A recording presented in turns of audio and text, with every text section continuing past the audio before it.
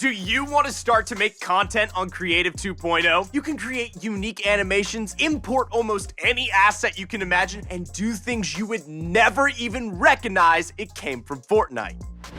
Okay, before we get started, there are a few things you need to know. First off, the Support a Creator button is no longer necessary. Instead, you'll receive earnings every time someone plays your map. Also, you can become a creator too, as long as you're 18 or older, not banned, and being a creator is not prohibited by law wherever you live. So, now, let's create. Go to Epic Store and find the Unreal Editor in Fortnite. You'll need to download this. Once you're done, you'll be able to open it and you will see all of your projects. If you've used Creative before, then there are a few familiar things. For example, you'll have your island templates, which are great pieces to get started. If you want to start from scratch, though, go to Blank Project and you'll be dropped into a map with nothing on it. So here's an essential trick you'll need to know right away. You can press the Launch Session button and it'll open up your map in Fortnite so you can play test it and get a good feel for what you've added. You can swap between edit mode and play mode as much as you want, so don't worry about having to exit Creative 2.0 during the middle of your project. If you want to move around your island on edit mode, hold down the right click to do so.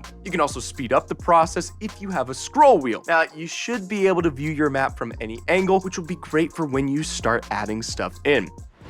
Need a boost in your competitive streak? Then you might need a little training from ProGuides.com. Click on the link below to speak with our coaches, and we'll teach you how to go from an absolute noob to a competition-ready pro.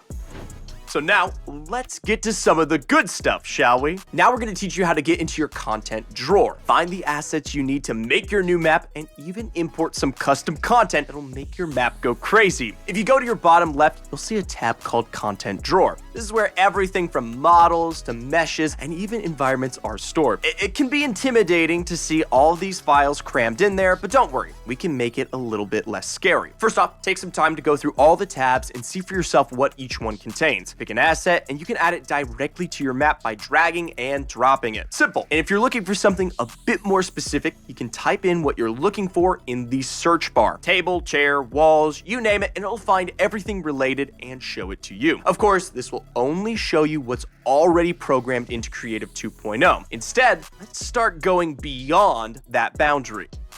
So one of the coolest new features in Creative 2.0 is being able to import almost any asset you want. We've already got players adding in Shrek, Toothless from How to Train Your Dragon, and even taking steps towards adding Family Guy into Fortnite before Epic does it themselves. Now, there are many ways to import assets, so here are a few you should check out. One of the easiest ways to do this is to download pre-made assets. You can go on sites like Sketchfab, which has countless 3D models ready for use. Just make sure the files you choose to download are in an FBX file. Now, this is a word you'll have to remember, so hold on to it. Once you've downloaded the character or asset you want to bring into the game, you can start getting it ready to import. Once you're done importing the file, the option to add and drag the asset into the map will become available. If done correctly, you'll have a brand new character in Fortnite, and that's just the tip of the iceberg. You can customize them, animate them, and more. But we'll touch upon some of that in just a bit. Now for the question of the day. You ready for this? What are you most interested in learning to build now that Creative 2.0 is out? Do you have that dream game mode? Let us know in the comment section down below. Okay, so something you might have noticed is that your assets come out white. Don't worry, you didn't do anything wrong.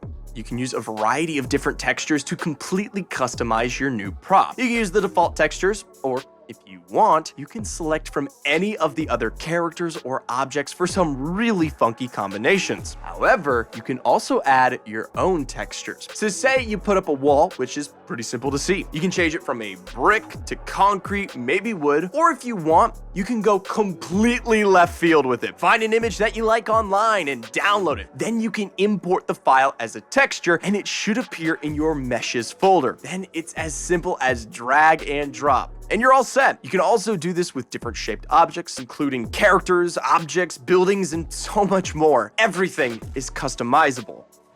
So if you look close to your project title, you're going to notice a little tab that says Selection Mode. If you drop this down, you'll find new options such as landscape, modeling, and animation. Let's take a look at landscaping, since this is another essential skill you'll need when making any map. Clicking on landscaping, you can edit the terrain to your liking. Now this is so much easier now than it was before. It's just like using a paintbrush, and you can make mountains or you can create massive pits. You can also play around with the layers, so if you want mud, just select muds on the paints and start editing the terrain with a simple click and drag. If you want gravel, same thing. The entire map is your canvas and you are the artist. Don't forget to switch to play mode so you can experience what you've made so far. Keep in mind, the more changes you make to the island, the longer it'll take to load up in play mode. Don't worry, once it updates your changes, you're good to go. So let's talk a little bit about animations, because I'll tell you what, that fantasy realm from the presentation really did take it to a whole new level. Animation is difficult, but with enough practice, you can learn to do it yourself. But if you want something you can use right away, you can try visiting a site like Mixamo, which has plenty of pre-made animations you can import into Fortnite. What you're gonna wanna do is fetch a 3D model from Sketchfab, just like before, and download the model to your computer. Make sure you have FPX files for an easier time of doing this. Upload the character file to Mixamo, and if done correctly, it'll open up in auto rigger. From here, just follow the instructions so the system aligns the animations with the body parts of the model. Once you're done, you can have your 3D model perform any of the available animations from dancing, posing, and movements. Click on the animation you want to pair with your model and hit download. And now you can choose the file type you want to download it as. Change the skin settings to without skins, and you can change the FPS of the animations as well. Once you're done downloading, also make sure to get a basic version with a T-pose. This will become your default. Now go back to Creative 2.0 and import them both into the project content. The animated version of the 3D model will require a skeleton, and this is why you need the default model to use for this. If everything goes well, you'll now be able to drag and drop animated models into the map. And if it doesn't work, try again, but keep in mind that with computers and programming, even the slightest digit error can create a setback. But hey, that's game design. So say that you want to make your map a little bit more dynamic. You maybe want the camera that pans up to your character, or perhaps you flip a switch and you want to show the player what that switch unlocked. Go to the leftmost part of the creative screen and you'll see a variety of buttons. Look for the one that's shaped like a director's thing. Click on it and you'll see two tabs: the camera shake source actor and the cinema camera actor. Drag and drop the cinema camera actor onto the map and you can place it wherever you want. Also, don't forget to rename it in case you plan to use it multiple times, and you can keep track of all of them. Now, right-click Cinematics and select Level Sequence.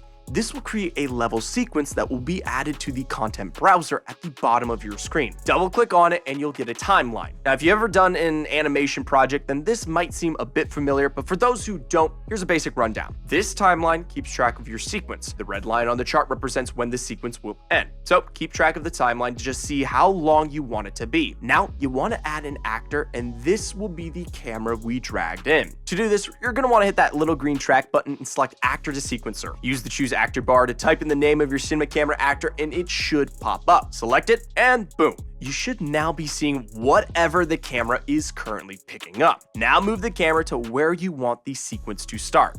Now, let's get that camera moving. In the sequencer section, you'll find the transform menu, and this should read location, rotation, and scale. With the camera in a position, you want to click on all three of these, so there's a red marker on the timeline for each one. Scroll the red arrow icon forwards and move the camera where you would like it to go. Turn the camera in the direction of the view you want it to be at during this timestamp, and once again, press location, rotation, and scale. Keep doing this as many times as you need for your intended cinematic. At the bottom left, there is a play button. Press it, and if you did this part correctly, then the camera should smoothly pan from each point on the timeline, which can again work as an introduction to the map leading towards your character, or show someone a change that has happened around the map. You can also use this as a way to showcase a map if you ever want to make a cinematic trailer for your upcoming content. The possibilities are limitless.